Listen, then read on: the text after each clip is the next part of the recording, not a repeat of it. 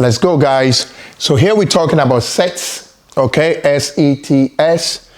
We're going to talk about some of these properties that we have within the sets here. Just some of them, okay? We have much more to come, but these are just like the basic ones that you need to know no matter what, okay? So that means you have union, intersection, complement. So we're going to talk about union, intersection, and complement. So if you take the sets A and B, all right, and the universal set, okay, so that's a universal set is the universal set all possible elements. So the universal set has all the possible elements. So that, like how we said a universal, so it's the universe, kind of, okay? So everything, everybody, all right? So now the second point, we're going to talk about A union B. So this is the symbol, and this one is not the same thing as this one, okay? As you guys can see, for this one here, it's, tighter there, okay? So this is A union B, which means what? That means all element of X such that X is an element of A or X element of B. So either X is an element of A or an element of B. So this symbol here signify or, okay? Or, all right? So that's the union set.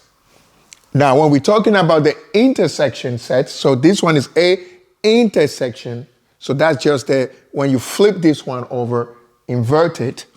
So you have A intersection B is equal to what? So it's X such that X is an element of A, and this one is and X belongs to B or an element of B. Okay? So it's X element of A and X element of B. So whatever they have in common. Okay? Whatever they have in common. So that's the intersection. So when we go to the next one, fourth point here, A complement B. Okay, this is how we read it. A complement B with this symbol here. So what does that mean? That means X such that X belongs to A and X does not belong to B. Okay, so that's a complement, meaning everything except B. That's what it means. Everything except B. So let's keep moving. So this one, A with the C on the top over there as an exponent, kind of. So this one is the absolute complement.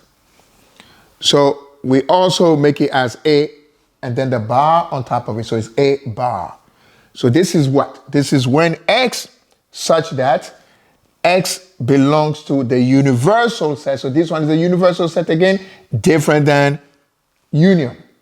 Okay? So X belongs to the universal set and X does not belong to A. So A got to be taken away from the universal set. That's what it means. So that's the absolute complement. All right? So now these can be represented graphically. And that's what we have all across here. So we go with the first one here. So we have set A. So this one is set A and set B, right? So if you have set A and set B, A intersection with B, we said what? It's what they have in common. So what they have in common is what they have here. Okay? Let's go to the second one. A union B. So you have set A, you have set B. So A union B meaning everything that you're putting together. All right? Now let's go to the third one here, or we can even go here before this one, okay? Just to follow the order. So we have A complement B. So A complement B, like we said, if you see the blue area here, that means that's what we want. That will be our solution.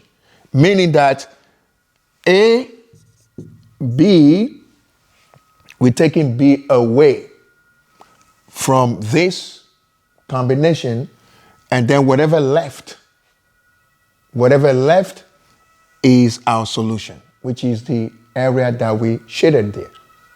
Okay? So that's what it means when we're talking about A complement B. Now, we're talking about absolute complement of A. So absolute complement of A involves what? The universal set. So as we have the universal set, so as we guys can see where we shaded, that's our solution.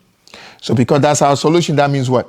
We're taking A away from the universal set.